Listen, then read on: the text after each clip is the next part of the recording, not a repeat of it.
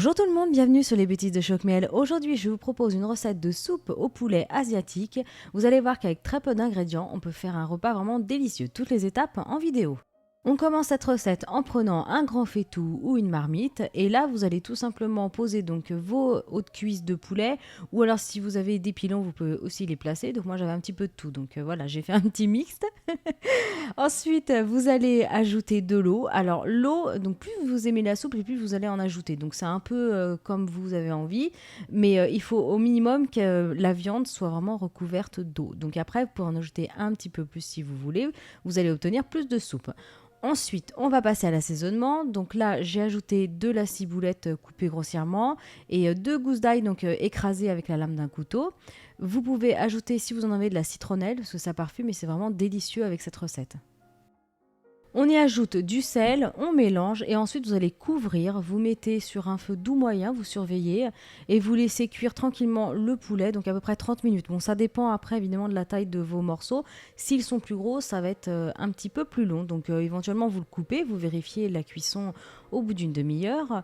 Ensuite, quand c'est prêt, vous allez tout simplement éteindre le feu et vous retirez tous les morceaux de poulet. Vous les placez dans un saladier et là vous le réservez et vous allez attendre un bon quart d'heure. Il faut que ces morceaux de poulet refroidissent pour l'instant. Pendant ce temps-là, on va s'occuper du bouillon. Donc vous allez prendre une grande casserole et vous allez poser tout simplement votre chinois, votre petite passoire et vous allez verser donc le bouillon à l'intérieur et on va retirer donc l'ail, tous les petits dépôts, voilà, les ciboulettes et tout ça. Donc ça, vous le jetez. Ensuite, vous allez reprendre votre bouillon, vous le replacez à nouveau dans le faitout. Alors, une fois que vous avez placé votre bouillon dans le faitout, vous le réservez pour l'instant, vous le laissez sur feu éteint et on va s'occuper du poulet. Donc, vous allez retirer tout le gras, les morceaux d'os, tout ça.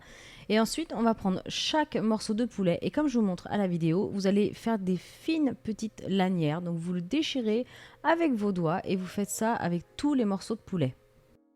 Alors, voilà le résultat, donc quand tout est déchiré avec vos petits doigts musclés.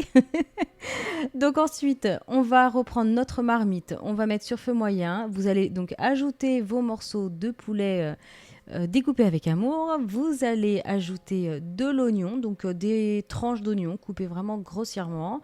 On l'ajoute, on continue ensuite avec le citron donc, que vous aurez pressé au préalable, bien sûr. Vous l'ajoutez.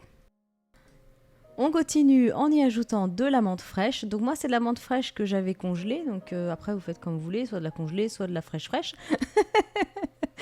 Donc vous l'ajoutez.